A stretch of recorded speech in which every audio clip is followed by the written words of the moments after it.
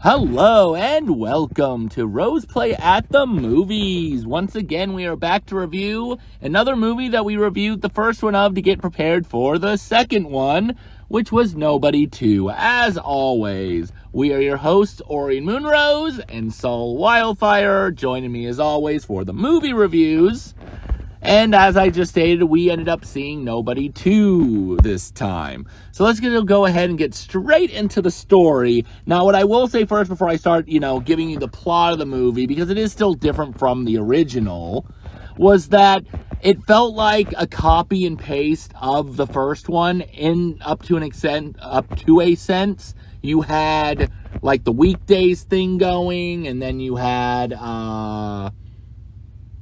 well, now I forgot from there, but yeah. The beginning. It was the beginning first. You had the beginning where it was the end again, and then you had the weekdays thing, and then what you had said.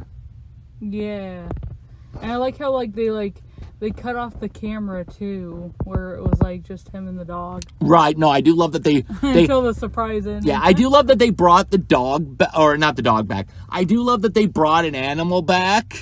And that it was a dog this time. That was just amazing. So basically the plot of the movie is still simplistic from the original, sort of. You have him this time starting his regular routine, and then all of a sudden you're seeing him do jobs. And at this point in the movie, I'm going, wait, he got back in. I thought he didn't want to do it anymore. But then, of course, you find out after, I guess, 2 or 3 weeks pass of whatever's going on, that he's indebted because he burned the money in the original. I mean, even if he were to stole it, he would have had to, pay it back, though. Yeah, well, I mean, it would have been a lot easier, though. I mean, yeah. He might have used, $1 million or two, and then been like, I only have to do a few odd jobs. Yeah. So, yeah. And speaking of, I know it's later into the movie, but I'll say he really has an obsession with burning money. I know. So, he's doing his jobs. His wife is getting a little sick of him being gone all the time. And at this point, we do think that he's, doing his job again, but he's indebted. So it's like, we need to go on vacation. So they go on vacation. And while they're on vacation, they go to this amusement park that his dad brought him to, which, again comes back into play, but makes it way better here in a few, because he gets into a fight at the arcade because his daughter gets slapped with, yeah, I would freaking do that too. I mean, okay, maybe not that extreme, like you said while we were watching it, but I might have at least went in there and done the, how does that feel? Huh? Do you like that? Yeah, exactly. I was waiting for that. Yeah, no, I was too, and that was a good scene. And then it moves on to his family basically are trying to enjoy their trip some more, and the cop sends some friends after him. He throws his family onto a duck boat, which is not what it used to be. And he ends up going on to another one. He's like, hey, I'm on vacation. That one's a copy and paste sort of the bus scene, but I think a lot more funnier. And I think somewhere along the way, she finds out about it, and, she's not happy, and he's like, I'm not trying to.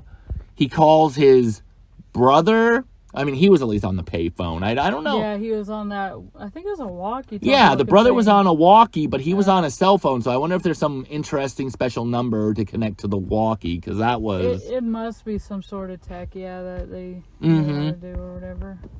So he basically says, you know why our dad brought us here, right? Because he was on a mission. Which, by the way, first of all, right off the bat, this is a way better reason why they get into the problems they get into than a kitten bracelet. I will not let that go.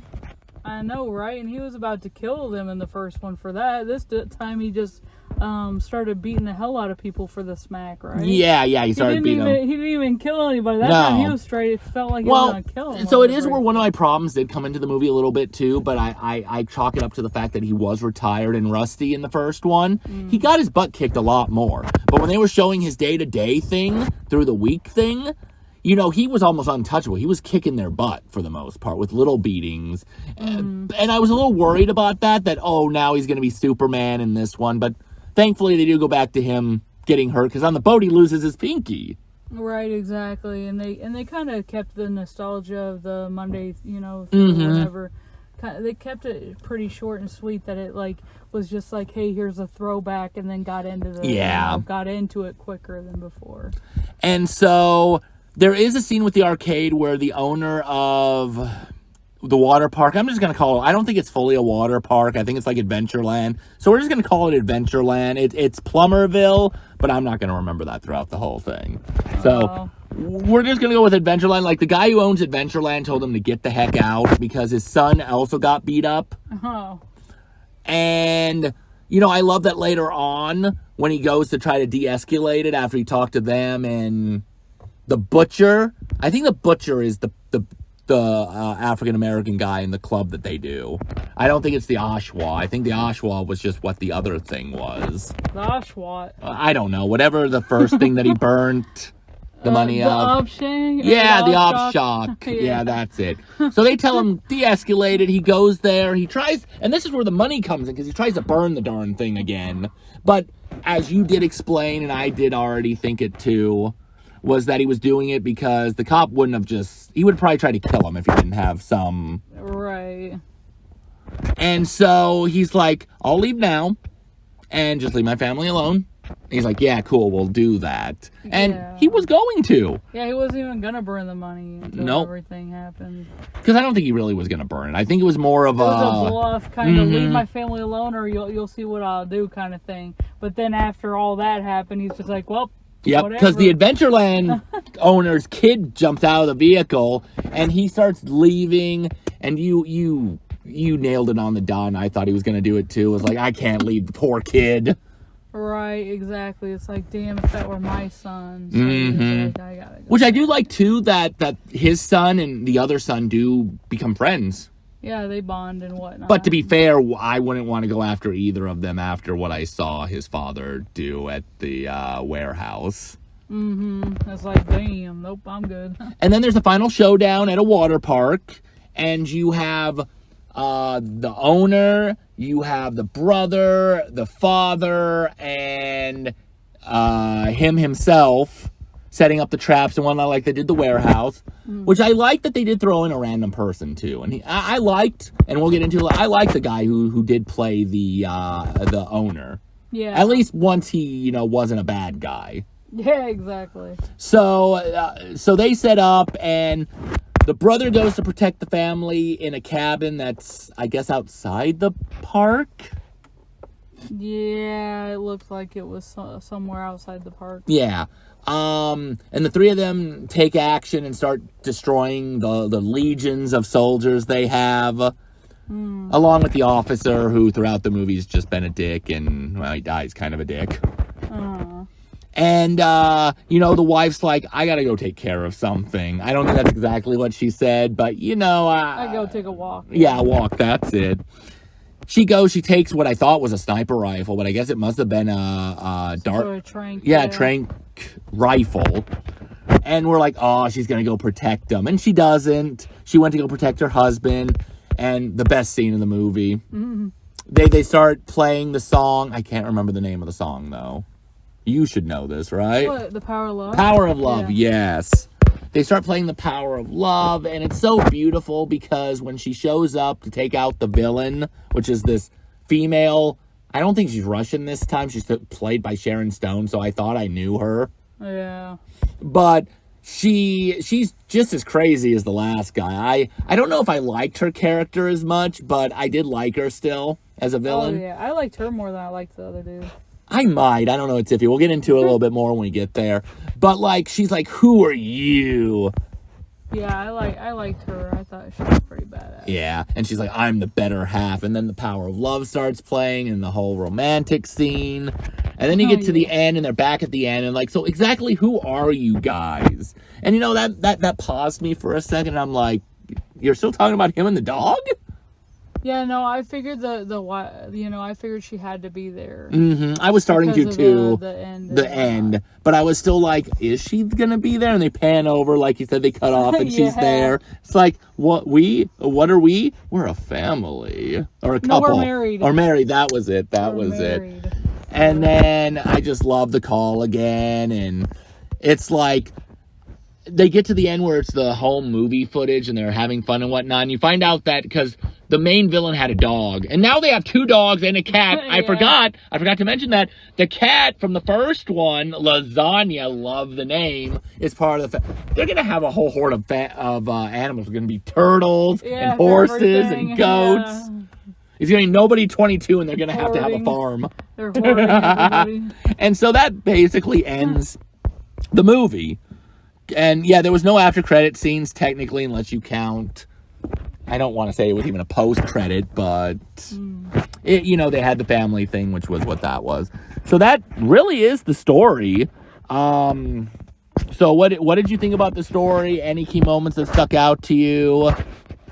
I mean, I really liked the whole like vacation thing that they went to the amusement park to have the whole setup thing. Otherwise, it's just I really enjoyed the storyline. There's not much that completely stood out besides the fact that it was at the amusement park. Yeah, and we talked about it too. I mean, I did, and you kind of agreed, but then how it felt like the movie went by faster, and I think it was definitely faster paced, but I just think it was a better. I don't know if it was better than the first one. We'll get into that when we get there to the last ratings. But I feel like it was a better movie than the first because it just brushed by. Mm-hmm. Plus, any movie that can make me tear up, I'm going to blame old age maybe and my emotions getting the best of me. But any movie that can make me tear up is going to get a better rating too, probably. Right. So what would you give the rating then, if there's nothing else for the story, for Nobody 2? I gave it a 9 out of 10. 9 out of 10. All right. And as to why? Well, I gave it a 9 out of 10. I was almost considering a 10 out of 10, but then I was like, there's some parts where it could have been, tweaked or a little bit better. Mm-hmm. But for the most part, it seemed like the storyline was damn near perfect. I feel like there would have to be something big for the storyline to be like a perfect score. Mm-hmm. I feel like there was something missing, but I'm not exactly sure. I'm not yet. Maybe we'll figure it out like we did last time by the end of this. I will say I gave it a 9 out of 10 myself. And the reason why I didn't give it a perfect score was basically mostly because, again, it does feel like it's copy and pasted. I feel like it's more homage and Easter eggs of, hey, remember this? Mm-hmm. I mean, they do feel content with what they're doing, but they change it up enough. It does feel similar to the first one, but there's enough differences in the second one. And plus, we're more invested than we were in the first one. And I think because we were more invested, I think that's another reason why I gave it a 9 as well. Yeah, right. Exactly. So, curious before we move on to the characters, did you like the storyline better? Because I know we both had the issue with the kitty cat bracelet. Do you think the story was better in the first one or the second one, if you had to choose? Oh, definitely the second one. Agreed. I definitely think the second one made a lot more sense with everything. Agreed. And the fact that we did know them already this time. Mm-hmm, so, exactly. yeah, agreed. And stuff, yeah. Agreed 100%. All right, so we'll move into characters. And thankfully, it won't be like 800 years. Because some of them we won't even have much to talk about again. So first, there's Hutch again, Bob Odenkirk. I mean, for the most part, he's the same character, I felt like. I felt like they didn't really stray too far from him. I was a little concerned at first because, like I said, I thought he was going to be back in the business. And he really wasn't. Yeah. But other than that, it's the same guy. You just get to see him more closer to his family. And I do love the family unit in general this time, even more than the first one. Yeah, for sure. Then you have Connie Nelson, which was Becca, his wife. And like we said, she was a background character. She was important, but she wasn't. I really did like her way more in this one. Yeah, it literally made me okay, this is her personality. Mm-hmm. You know what I mean? Yeah, they gave her personality this time more. I mean, she had one, but it wasn't. It was like, okay, she's kind of this dry background character. Mm-hmm. And in this one, she was like, damn, she's like really in it, like you can really see their dynamic more in this one and how they work. And I thought they had good chemistry too as a couple. Oh, definitely. I think they definitely worked out together in this one. Yeah, so I really liked her character way more. I still feel like there's a bigger backstory behind her though. Yeah, I feel like if they do another one, it should definitely be showing us how they met and all that, you know what I mean? Because first of all, her son, when she was doing the practice targets for a prize, she hit every target like extremely fast and in the center. And he's like, "Oh my God, you're amazing." "Oh, am I?" And then that they had met somewhere and he was bloody. I feel like she's either got a secret that maybe he doesn't know about either, or there's more to her than meets the eye, which I think they were at least hinting at in this one. Oh, come on. She was at the end and she did that trank stuff. You're telling me he doesn't know? I mean, he probably knows a little better now, maybe. I think he knew, bro. He wasn't even surprised. Right. No, he wasn't. But not much surprises him either. Because when he burnt the money, he had that expression like, "Yep, I didn't de-escalate this crap." I feel like they know each other's stuff. I feel like they really do. I feel like a lot of it was like him trying to sway the kids off what was happening. Right. Which is why he was saying what he was saying. I don't think it was to deceive her or to be like, "Oh, well, I'm doing this or that," because she knew. You could tell she knew. You know what I mean? Agreed. So next, Christopher Lloyd returning as David Mansell, which is the father. And this time I won't group him and Harry together because they did kind of come in different times. Because Christopher Lloyd was in this more than the first one, but it was more scattered. Yeah, there were bits and parts here and there. But I'll still say he felt like the same father. I do love that there was like hints that I think he has a good relationship with his granddaughter because of the smoking scene for one. Yeah, and he put the cigar out. Fine, because she coughed. It was the daughter, right? Yeah, and he's like, "Damn it, okay." Yep. And then they were having fun with the song in the car. I don't remember which one it was, but I was singing to it too. Oh, yeah, crap. I forgot what that was. Yeah, I did too. And then, he's like, "You're the better part of me, kid. You're the improved version." Yeah, like he was still the same character. There really wasn't too much character growth. I mean, he is getting up there in age, so they probably weren't going to give him too. But I still liked him. I don't know if he was one of the best characters this time, though. I feel like the wife and Hutch stole the best character as a duo.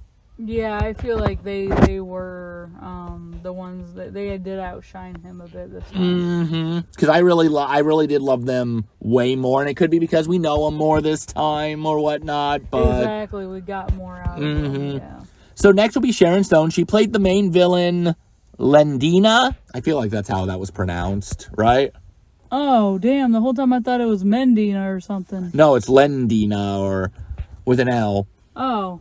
Well, I guess you must have misheard it every time. Then, to be fair, it was Mendina. Yeah. To be fair, when they did mention it, it was always like lower sounding. They didn't really say it too much. Yeah, they were like Lendina. Yeah. I thought they were saying Mendina for some reason. Now I'll say she was way more bat insane than the first main villain. I liked her because I felt like she felt like the Joker, kind of like she was like dancing. Oh yeah, now that you mentioned it, she did because she had the dancing. She had the nobody cheats in my whatever, and she's playing the cards. Yeah, and she reminded me of the Joker. Yeah, and then at the end, she starts scratching him up with the cuts everywhere, and she said something crazy like, she's like, "I'm always crazy." I actually see that now. I didn't see that before, but.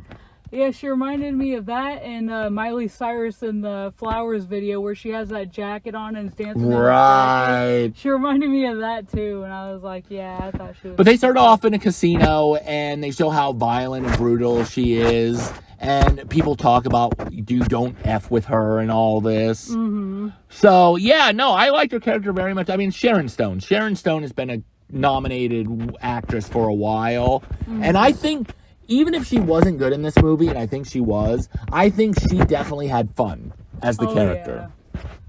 Oh yeah. So what about you? I mean, you said the joke. Was there anything else about her or any scenes you liked? I know you said she was badass.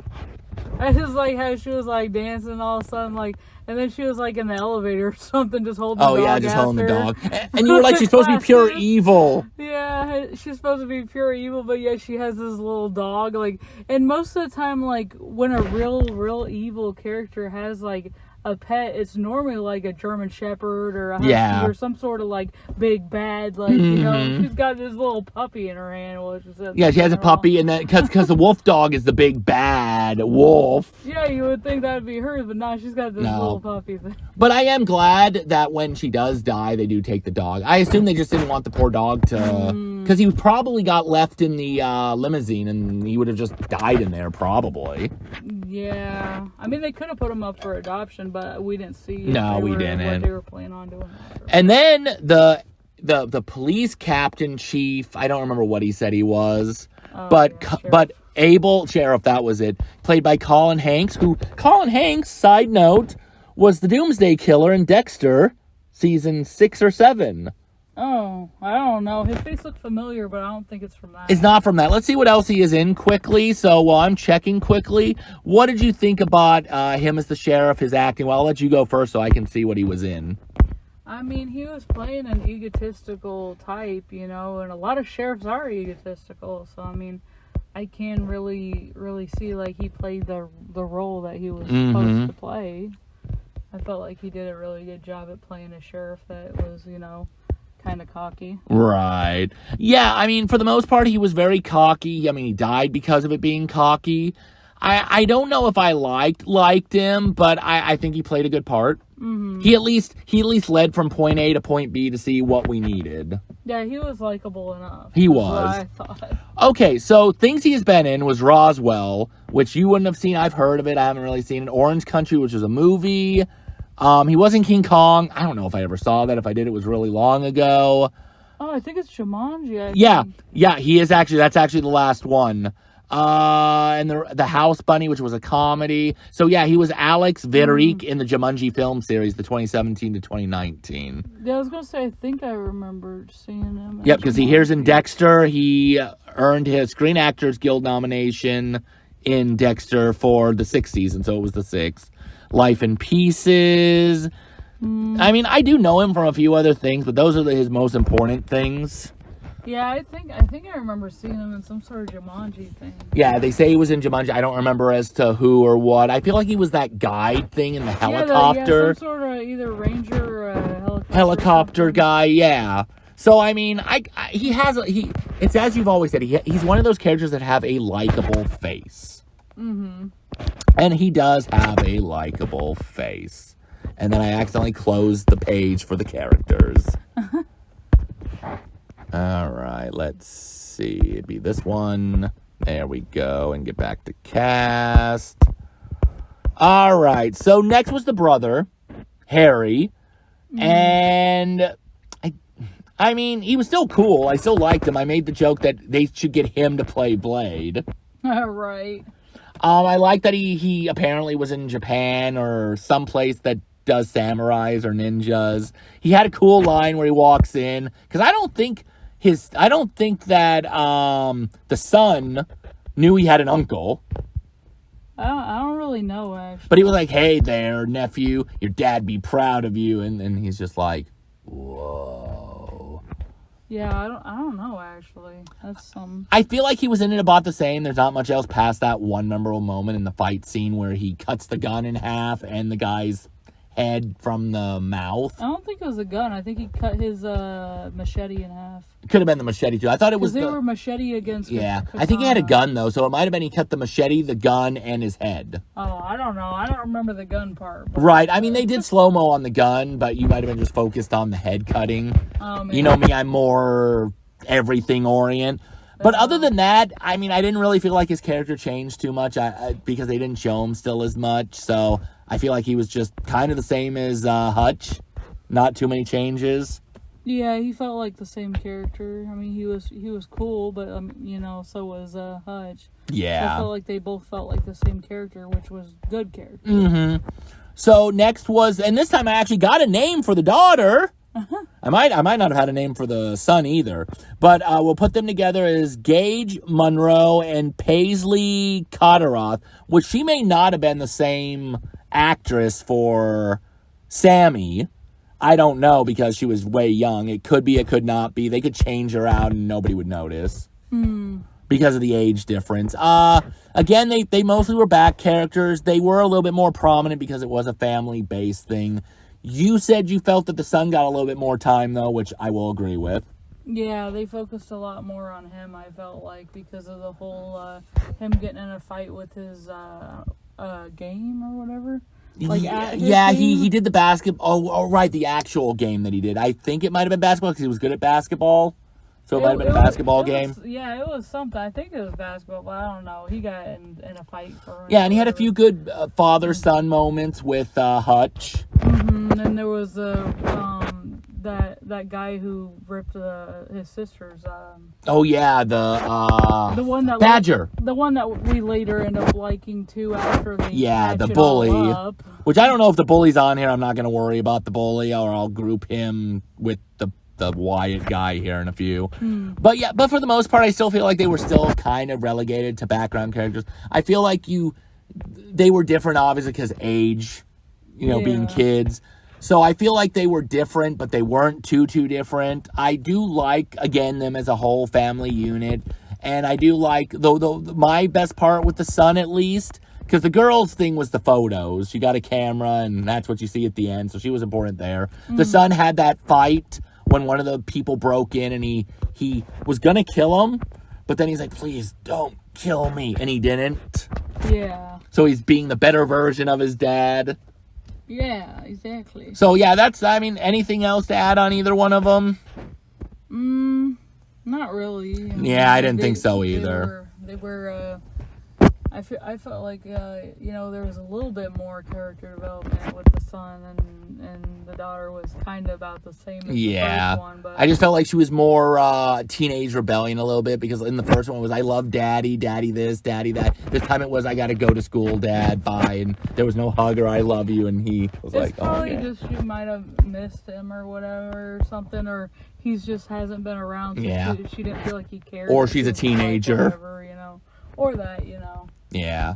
And they have the father and the brother from the first one, but I didn't see them at all. If they were really background characters right. for like half a second, so that's it on them.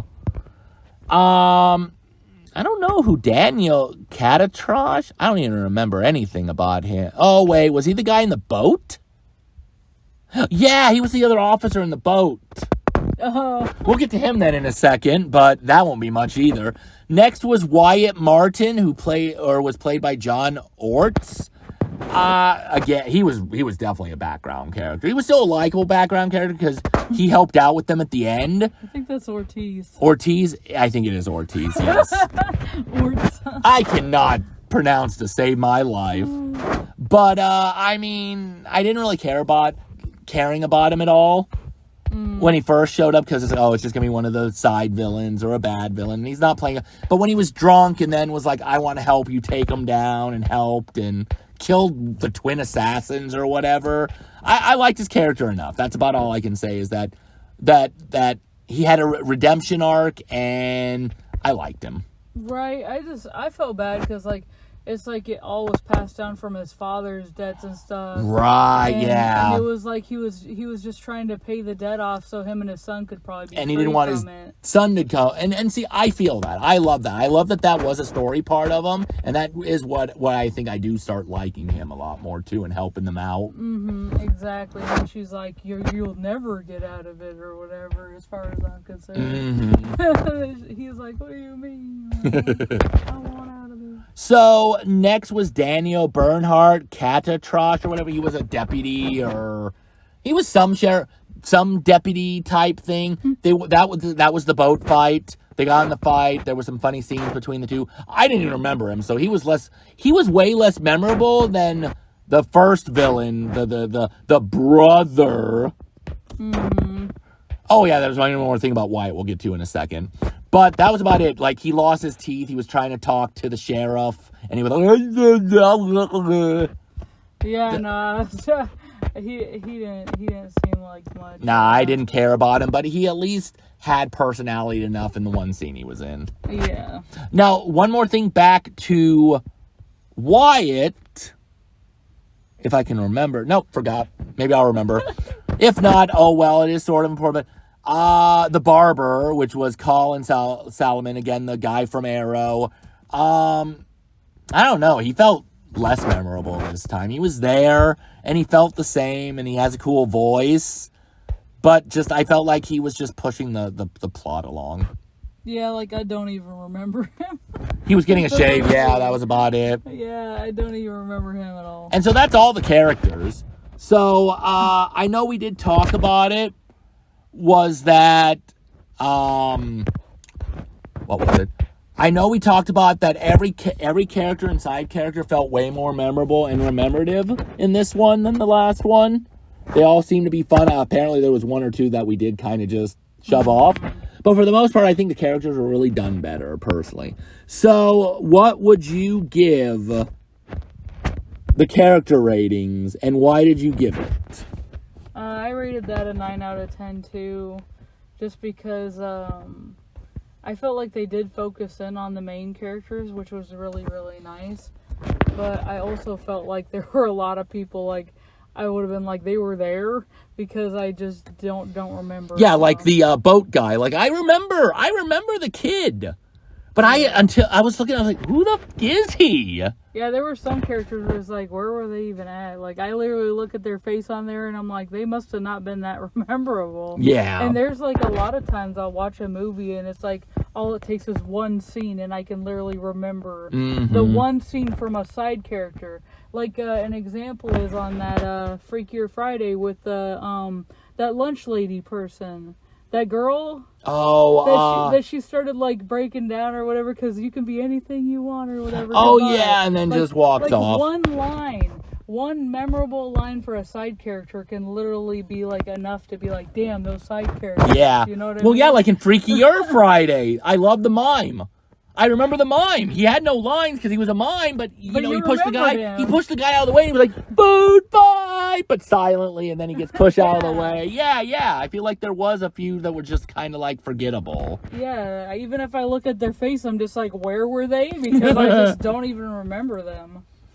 Now, see, I did give it a 10. Now, my reasoning behind it, I do agree with what you said. I do feel like there were a few forgettable characters. I do feel like the characters were a lot more stronger this time. But I'm also counting the added point because in Nobody, I gave the characters a 9 already. And I could have just left it again. But I did love the character development, even if there wasn't a whole lot. I loved seeing Hutch again. I loved the wife more. I love her now more. If I were to watch the first one, even with her being bland and dull, I would probably enjoy her character more knowing what I know. Yeah, knowing who she is. So because of that, I gave it a 10 because I felt like it was a big improvement, at least from the first one. Now, speaking, if we were not taking the first movie into account, I would probably give the movie a 9. Because the character's still good. I'd be a little confused about some stuff because I wouldn't have seen the first one, and there are some forgettable characters. Yeah, and that's how I rate everything. I don't rate anything fully compared on the other one. And me, I will take stuff, because remember, a lot of the ratings I did for the first Nobody involved thinking about John Wick's and, Love Hurts. So I love that we do have that difference in our rating system and why we do it, because then people get both sides of that. Yeah, right. All right, so I believe next we will go ahead and get to music. And honestly, I might have liked the songs better in this one than the first one. But because the end song, because you said it yourself in the first movie, Misunderstood, the lyrics worked with the ending. Not only do I think that song alone worked, which kind of goes into emotions too, but I think whatever doubts or concerns I had about the movie and that third act completely dropped off. But there were a few songs that I wasn't familiar with more in this one than the first one. Right. I feel like they were modernizing it a little bit since it had been 4 years and they already did the music that they would like and they grew up with. Yeah, I mean, I felt like some were still kind of old-timey, though. Agreed. To fit the vibe. A blend. Yeah. But I loved Ring of Fire, a cover song. I might have to look up who did that cover song because I liked that Ring of Fire song going on. I know, and I felt like it was much better being like a more up-paced one to go with what was happening, too. So I felt like I did. And then, of course, Power of Love just made me tear up because the emotions as well, which we'll get into. Yeah. And then the rest of the songs, some worked better than others, I will admit. One or two might not have hit as well, but I thought it still fit that motif and moment. So all in all, for me, I think the music was just superb still. So what about you with what you got with anything for like your thoughts on the music or certain songs that stuck out other than what Power of Love, obviously? Yeah, I mean, the only ones I can really remember are that one and the Ring of Fire, and I think there's one more, something about having the good life or something. And that might have been in the car, maybe? There was a song in the car, and I don't remember, but I do know that I did like that one, too. I don't think it was then, because they were, like, gathering around the table and stuff. Oh. It was, like, it might have been the Monday through Tuesday. Or whatever. Yeah. Not Monday through Tuesday, but Monday through whenever song or whatever. I don't remember, but right. I know that one fit the vibe very well, but I don't know if I ever heard it beforehand, so I couldn't really recall it. Right. And I mean, again, the sound effects were superb for where they had them. Yeah. So I mean, again, so there's really not much to talk about because we already talked about a lot of it the first time in the first review of Nobody, so go ahead and watch that one if you hadn't seen that one yet. But I mean, if I am to reiterate quickly in a little bit, basically the music fits tones and emotions of Hutch mostly, but in this one it kind of fits the tone more of just the moments and somewhat Hutch. Yeah, like it fits Hutch in certain aspects, it fits the family and others, and then it fit, like, you know, with the Power of Love, it fit their individual marriage and relationship. Yeah, so all in all, I still think the music was superb personally. So if there's anything else you'd like to say about it, you can. Otherwise, what was your rating for it and as to why? I gave it a 10 out of 10 because I felt like the music was on par with everything that was going on, and I felt like it fit the vibe of the movie still, and there were obviously like music that, you know, fit like each individual thing, the family, him, and their marriage. So I felt like it was perfect. It couldn't get more perfect, probably. I actually agree. I don't think there's anything wrong with the music or the sound effects in this one at all. I gave it a 10 as well. I loved the moments, even the songs that I really wasn't too into still got a nice little beat out of me and whatnot. So, I mean, yeah, I really enjoyed. There's not much to say about the music again, other than what we just went into. So, I guess next that brings emotion, and that's where this gets the most interesting. Because, again, first of all, we're more invested in the characters this time, so obviously that's going to make emotions better and more. I will admit, again, I really didn't feel like that one thing that we mentioned in the first review, that anybody was going to die. Again, the closest might have been Christopher Lloyd's character, and as bad as it sounds, maybe they should have killed him. Yeah, I didn't feel like he was really going to die either. Yeah, they should have killed him. I don't mean because I wanted him to die, but because he's getting up there in age, and if they do a third one, fourth one, they got to be like, yeah, Grandpa died off screen, and they're probably just trying to be like, it's an invincible family. Pretty much. None of them are gonna die.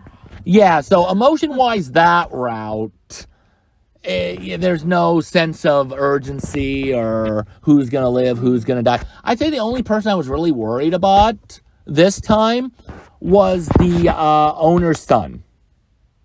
Oh, yeah. Because I felt like he might have been the only one that could have died, and I would have felt bad because he was having a redemption arc of his own.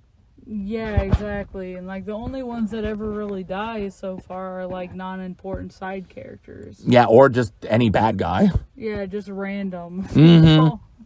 So, I mean, but beyond that, I mean, first of all, every character, I think, brings good emotion to whatever scene they're in. I don't think there's really any bad acting. Again, Hutch and the wife, Becca, that's it. I think they have the biggest emotion of the whole movie. The song at the end, especially, or towards the end, really helps it. like you said, the woman who, Lalenda, something around there. She's like the Joker, and she has like this crazy, sparkly personality. Yeah, she'd be fun to hang out with. Right. If not, as long as you don't cross her, or she's on a day where she's just going to randomly murder you for no darn reason. Right.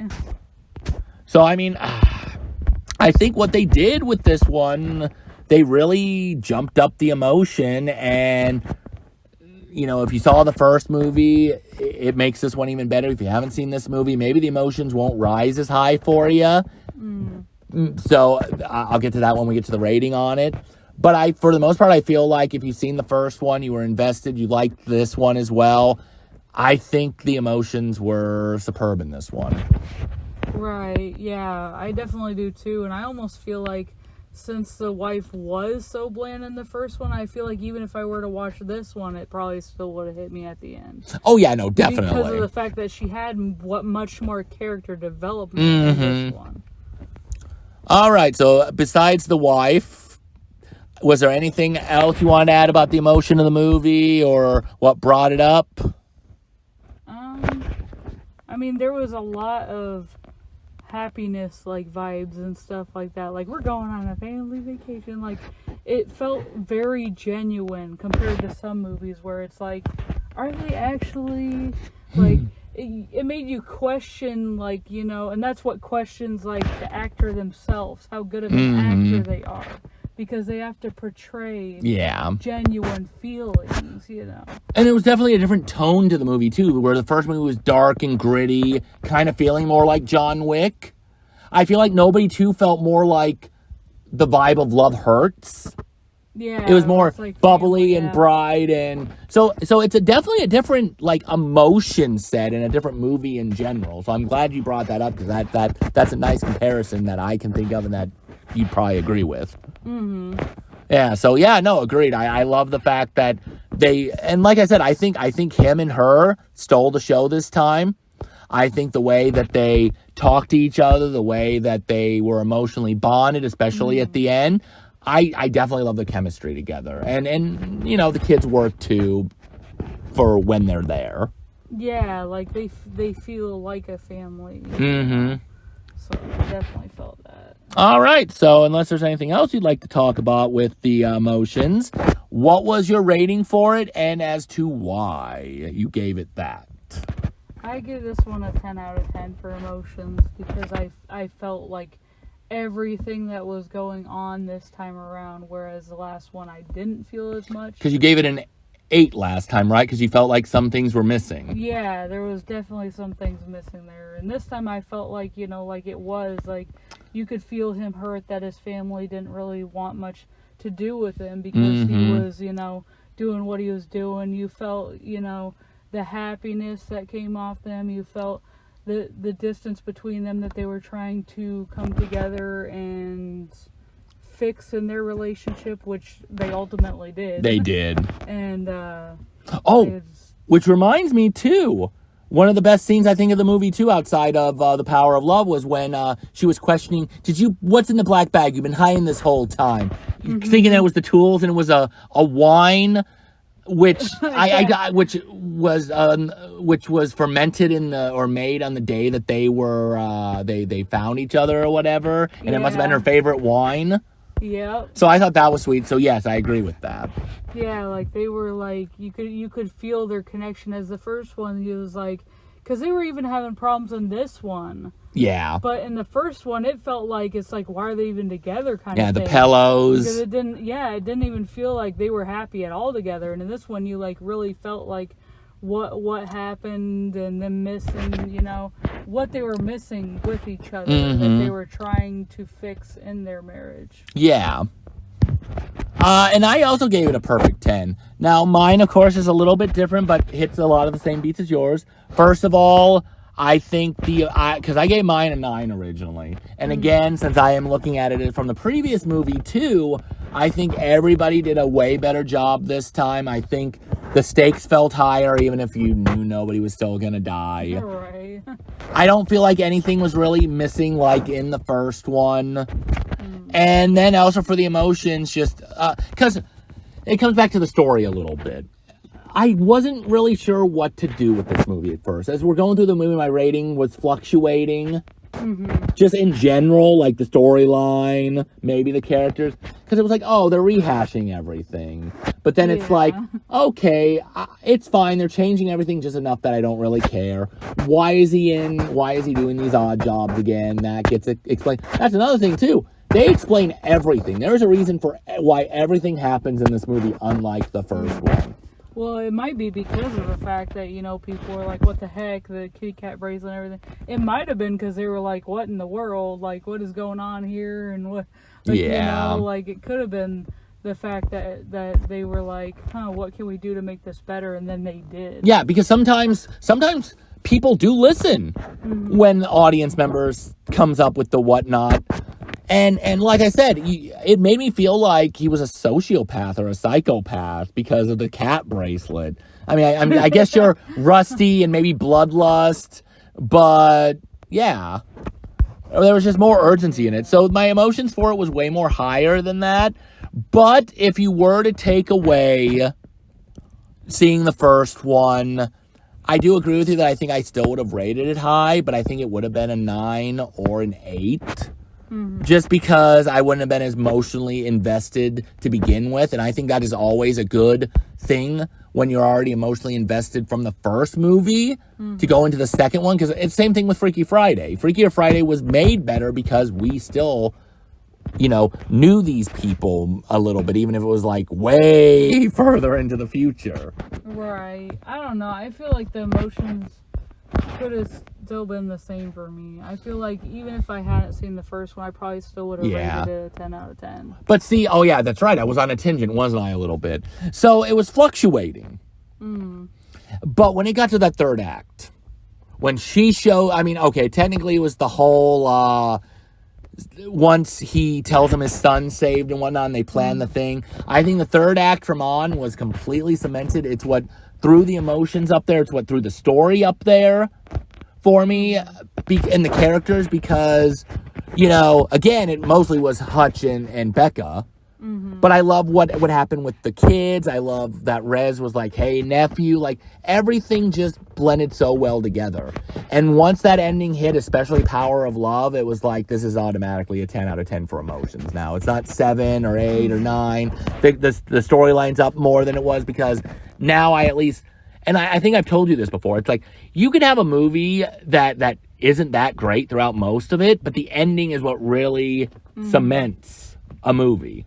And I think even if you do have some reserves about the movie going through it, when you get to the ending and see everything and then you think back to the rest of the movie, it just all clicks together and becomes one perfect storyline with emotions, music, and characters. All right, so we already said that you like the story for Nobody 2 better than 1, so I would assume, me knowing what your rating is, my rating is, I'm sure it's safe to assume that we both like Nobody 2 better, because yours ended at a 95? Yep. And mine was a 97.5. So, it was almost a perfect score. Like you said, there's still some things that could have been done that would have made it perfect and whatnot, but before we end, I want to ask, like I did before with Nobody compared to John Wick and whatnot. Now that we've got 2 sequels into it, it's at least now becoming more closer to John Wick. John Wick still has 4 plus a spin-off. And I know that we like each movie separately. We shouldn't have to choose and whatnot. But do you think you would like to... and I know you haven't seen John Wick 4, so that kind of hurts a little bit too. Would you like to see more John Wick right now? Or would you like to see more Nobody? I feel like it's got to be Nobody just because of his personality compared. I love John Wick, but he's very intense. That's true too. And I like the soft, bubbly, like, I'm a family man. I don't want to have to kick your ass, but I will. I just want a vacation. Exactly. I just love that aspect. Yeah. Is why. And I will agree with you. I do agree that I would rather see a Nobody series continue right now. John Wick's great. John Wick's amazing. How they get up to chapter 3. Since you haven't seen 4, I've heard about it, but I'm not going to.